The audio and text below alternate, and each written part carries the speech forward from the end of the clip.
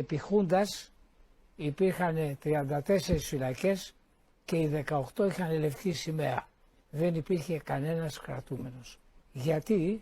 Διότι υπήρχε ισχυρή αστυνομία και απουσία αλλοδαπών. Μάλιστα. Είπα τη λέξη Χούντα.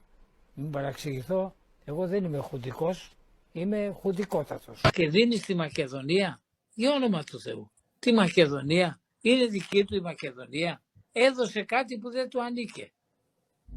Αυτό είναι χειρότερο από κλοπή.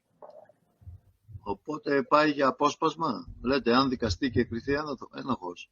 Όχι, ο κύριος Τσίπρας, εγώ το λέω, ότι αν έρθει ένα καθεστώς εθνικό, θα τον πνίξει στις πρέσβες. Εγώ αισθανόμουν πολύ άσχημα για τη εθνική μας ασφάλεια, αλλά για 20 μέρες αισθάνθηκα πολύ ασφαλής.